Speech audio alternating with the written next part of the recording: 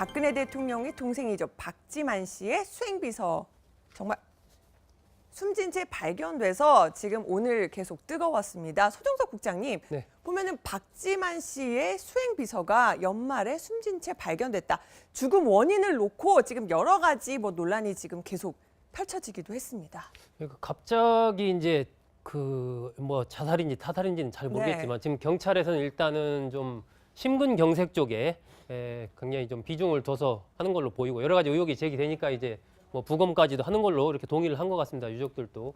근데 이 부분이 왜 이렇게 갑자기 관심이 급 높아졌냐면 지난번에 이른바 박 대통령 오촌 조카 살인 사건이 있었지 않습니까? 우리도 다뤘지만은 그런 부분에서 이 두 명 사이에 서로 이제 죽고 자살하는 이런 일이 있었지만 굉장히 의문이 많이 제기된 그런 사건인데 갑자기 또 이 박지만 회장의 수행비서가 이렇게 급작스럽게 죽었기 때문에 이 뭔가 좀 배후에 석연찮은 게 있는 것 아니냐, 왜 멀쩡한 사람이 왜 죽냐, 막 이렇게 이제 이런 의혹들이 계속해서 제기가 되고 있는 건데 경찰은 일단은 여러 가지 그 전후 사정이나 친구들과 통화하고 등등을 봤을 때는 현재는 심근경색으로 사망한 것으로 판단된다 이런 의견을 내놨습니다. 네, 자 이번 주제부터는요 백기종 전 수서경찰서 강력팀장도 함께하겠습니다. 어서 오세요. 네, 안녕하십니까. 네, 백 팀장님 이번 사건 관련해서 취재를 많이 해오셨잖아요. 네. 일단은 지금 이철성 경찰청장도 보면 오늘 기자들과 만나서 보면은 심근경색 쪽에 무게를 두기는 했습니다. 네. 조금 전에 부검 결과도 나오긴 나왔어요. 그 취재를 제가 했는데요.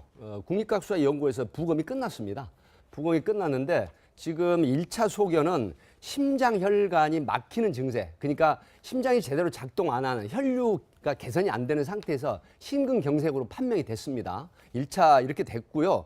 지금 이분이 45세 된 주 모 씨인데 박지만 이재장 사실은 18년 근무 동안에 10년 동안 이제 비서실 내근 요원으로 근무를 했고, 그러니까 박지만 회장과도 매우 가까운 그렇죠. 분이군요. 가까운 측근 중에 측근이고요. 네. 사실 현장 상황을 보면 반나 상태, 그러니까 샤워실에서 샤워를 하고 그다음에 타월을 가지고 나와서 거실에서 쓰러진 걸 최초의 부인이 발견하고 신고를 했는데 현장 상황 등으로 보거나 그리고 국립각수사연구원의 부검 최초 1차 소견으로 봐서는 타살 혐의는 전혀 없는 걸로 드러났죠.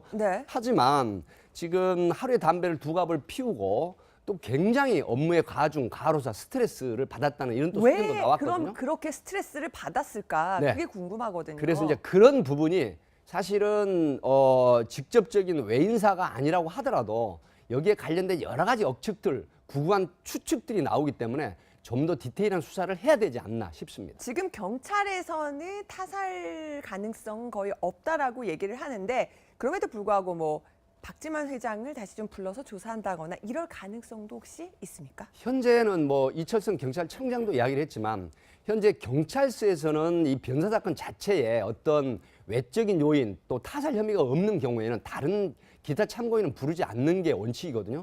그렇기 때문에 아마 박지만 회장을 불러서 조사하는 계획은 없는 걸로 지금 알려지고 있지만 방금 소영숙 국장님 말씀하셨지만 사실은 2011년도 9월 5일, 6일 그 북한산 사건의 박용철, 박용수 씨 사건.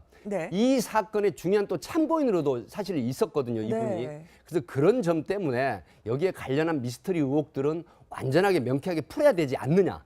그런 개인적인 생각은 있습니다. 그러니까 이분이 돌아가신 분께서 유경재단 분쟁도 좀 많이 알고 이종호 실장하고 좀 다시 짚어볼게요. 지금 백 팀장님도 얘기해 주셨지만 보니까 과거에 이제 박용철, 박용수 씨 이분들이 이제 박 대통령 오천이잖아요. 이분들 어떤 살인 사건 관련해서도 뭔가 참고인이고, 그러니까 여러 가지 사건에 잘 알고 있는 분이다. 이렇게 지금 검색어로 오늘 굉장히 이르기로 오랫동안 계속 있는 이유가 바로 지금 말씀하셨듯이 2011년에 벌어진 오촌 살인 사건이 그것이 알고 싶다 같은 프로그램을 통해서 의혹이 굉장히 증폭된 상황이에요. 그런데 갑작스럽게 박지만의 10년 동안 비서를 했고 18년 동안 총 근무를 했지만 10년 동안 했던 그분이 지금 갑작스럽게 사망을 했다. 물론 지금 부검에 의해서 심근경색이라고 지금 발표는 했지만 그것이 말물리면서 굉장히 지금 의혹이 증폭되고 있거든요. 이 문제 제기를 처음에 했던 주진우 시사인 기자라든지 혹은 김어준 총수 같은 경우 SNS를 통해서 내가 만약 죽는다면 난 결코 자살이 아니다라고 이렇게 표현을 해서 더 이 이야기들을 지금 증폭하고 있어요. 그런데 어찌 됐든 간에 지금 이 경찰청장까지 이 죽음에 이렇게 그 브리핑을 하는 걸 보면 경찰도 이 문제를 단순한 어떤 그냥 사건으로 이렇게 치부하지는 않는 그런 네. 상황이거든요. 그렇기 때문에 귀추가 계속 주목되는 어떤 상황입니다. 그러니까 이걸 단순한 하나의 사건으로만 보면 이 의혹이 계속 남습니다. 앞으로도 오히려 더 증폭될 가능성도 있거든요. 그러니까 네. 경찰 입장에서도 아니 사건적으로 부검하고 여러 가지를 종합했을 때 전혀 타살의 의혹이 없고 그냥 심근경색으로 판단된다. 이건 이제 하나의 사건적인 개념인데 이게 이미 이제 의혹이 많이 커진 일종의 좀 정무적인 사건 측면이 있단 말입니다. 그렇기 때문에 이 그 어떤 문자 메시지라든지 통화 내역이라든지 뭐 카톡이라든지 혹시나 이제 이 사망자의 과거 어떤 행적에 문제가 없었는지 어떤 의혹은 없었는지 그런 부분들까지 경찰이 조금은 수고스러울지라도 정확하게 확실하게 네. 아예 수사를 해서 공개하는 것이 어떤 의혹을 밝히는 데는 더 도움이 될 것 같습니다. 또 한 가지는 네. 그것이 알고 싶다 PD가 또 이게 증폭되는 게 뭐냐면 그것이 알고 싶다 이 PD가 자기 SNS에 이런 글을 올렸어요. 이제 곧 관련돼서 이 사촌 죽음과 관련돼서 증언이 나올 거다. 증언이 나올 거다라고 이야기를 해갖고 지금 그게 이 어저께 어떤 그런 이 의문의 죽음 이전에 나온 어떤 SNS 글이거든요. 그렇기 때문에 사실 그것이 알고 싶다에 지금 게시판도 난리가 났어요. 만약에 지금 이 PD가 얘기했던 증언자가 바로 이 사람이냐. 그렇다면 이게 타살이 아니냐라는 건데 이 문제와 함께 주진우 기자나 혹은 뭐 PD나 이런 의혹이 증폭되니까 사실은 아니다든지 기다든지 그 부분은 조금 정확히 명확하게 밝혀야 되지 않나 싶고요. 예, 이제 네. 제가 한 말씀 보태면 저는 그때 2011년 9월 달에 현직에 있었습니다. 네. 그때 많은 그 수사를 했던 사람들은 미스터리한 사건이라고 생각을 했던 게 네. 사실은 전날 강남에서 몇몇이서 그 박용철, 박영수 형제가 같이 술을 먹었다고 했는데 그 장소도 밝혀지지 않았고 또 하나 현장에서 발견된 망치하고 둔기가 굉장히 사촌 간에 어떤 원한이 있었는지 모르지만 굉장히 잔인하게 살해되고 심지어 신체 일부가 튀어나오는 상태로까지 잔인한 그런 상태였는데 그렇게까지 사촌 간에 원한이 깊었느냐 그런 부분이 없었다는 것이고요. 지문이 발견이 안 됐다는 거. 네. 그다음에 문제는 부검 결과 두 사람 다 졸피뎀 또 형한테는 설사약까지 검출이 됐단 말이죠. 그리고 동생을 살해하고 거기서 야간부터 새벽에 네. 걸어서 2시간 내지 3시간 걸리는 장소까지 걸어가서 거기서 목을 매달아 이제 극단적인 선택을 했는데 그 변사체에서 또 수건이 덮여진 채 발견됐다는 것은 그러니까 그 살인 도대체 사건 이런 미스터리들을 관련해서도 명쾌하게 밝혀야 된다는 여러 그런 의혹들이 가지가 있었죠. 네, 여러 가지가 아마 좀 의문이 남기 때문에 그런 설명을 해주셨는데 결국 그 살인 사건 관련해서도 또 빼놓을 수 없는 분이 바로 박근영 씨의 남편 신동욱 총재인데 보면은요. 자, 손우석 국장님 보면은 신동욱 씨도 사실 오늘 저희가 인터뷰 요청을 드렸는데 오늘만큼은 좀 말 아끼겠다고 이제 인터뷰를 거부를 했습니다. 네. 근데 이제 SNS에 글을 쫙 올렸는데 자, 우리가 상상하는 그런 죽음이 아니기를 빕니다. 이분에 대해서 보면은 돌아가신 분이 보니까 3인방 간의 대선 전까지 협력 관계였지만 청와대 입성 후 완전히 연락이 차단됐고 심한 배신감을 느낀다고 했었습니다. 이렇게 전하기도 했고요. 그러니까 그 돌아가신 분하고도 잘 아는 관계였던 거죠. 그러면서 정말 미스터리한 죽음으로 발견됐다. 계속해서 이런 사건이 벌어지고 있다. 죄 없는 사람들 그만 희생시켜라.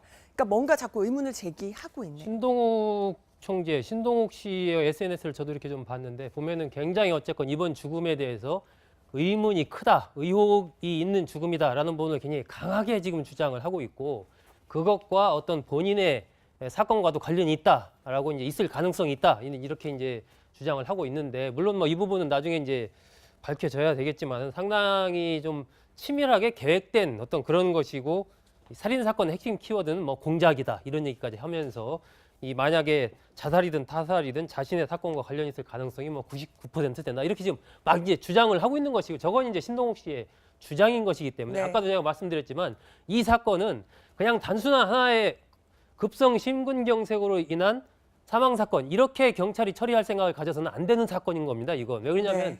기존에 아까 2011년에 그 이른바 오촌조카 살인 사건과 같이 연결된 선상에서 지금 국민들이 바라보고 있기 때문에 의혹이 굉장히 커진 상태예요. 그렇기 때문에 아까 말씀드린 그런 문자 메시지, 통화 내역이라든지 카톡 대화, 네. 기타 방증, 최근의 행적까지 정확하게 수사를 해서 그 부분을 딱 밝히지 않으면 이 의혹이 계속해서 또 증폭될 그럴 가능성이 있습니다. 사인이 돌연사라도 그 전에 이분이 왜 이렇게 스트레스 받게 됐는지 그 여러 가지 과정까지 다 좀 검증할 필요가 있겠다. 그렇습니다. 제대로 좀 수사를 네. 해서 밝혀야 돼요. 이런 말씀이신데요.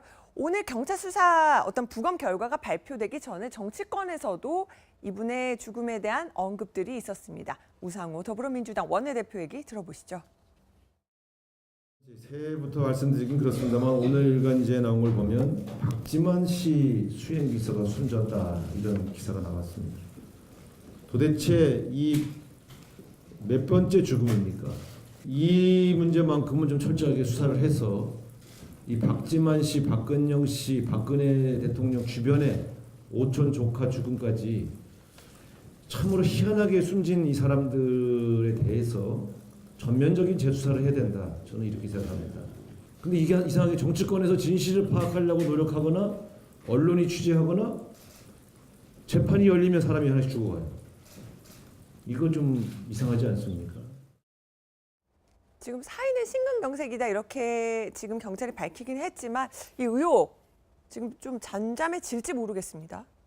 의원님. 지금 그러니까 현실적인 얘기를 하면요. 경찰은 그 변사체에 대해서 이 정도밖에 얘기를 못 해요. 이게 타살인지 아니면 이게 타살이 아닌지. 예, 그게 핵심이거든요. 그러니까 변사냐 자연사냐 네. 이런 거 밝히는 건데 경찰로서는 지금 현재 단계에서는 저 정도밖에 얘기를 못 할 것 같아요. 다만 이 사건을 정말 다시 하기를 원한다면 다시 시작하려면 뭔가 지금 지난번하고 달리 나타났던 어떤 상황이 변화된 부분이라던가 아니면 증거 부분이 달리 나왔다던가 네. 이런 부분을 다 엮어서요. 누군가가 다시 사건을 해달라고 진정서를 넣어야 됩니다. 그러니까 이렇게 말로만 하고 끝나면은 그냥 아무 소용이 없는 거고요. 아무도 못해요. 그렇게 하면. 정치권도 마찬가지예요. 저렇게 얘기한다고 수사를 다시 시작하는 건 아니니까 누군가가 이거를 내가 총대를 매겠다. 새로운 증거나 예, 예. 새로운 어떤 상황이 변해서 네. 뭔가 이게 증거는 아니지만 증거에 이르는 정도의 어떤 상황을 네. 써서 진정을 내서 네. 다시 해달라고 하지 않으면 경찰이 움직이기는 좀 어려울 것 같아요. 네, 자 이번 사건 관련해서도 계속 속보가 나오는 대로 전해드리도록 하겠습니다.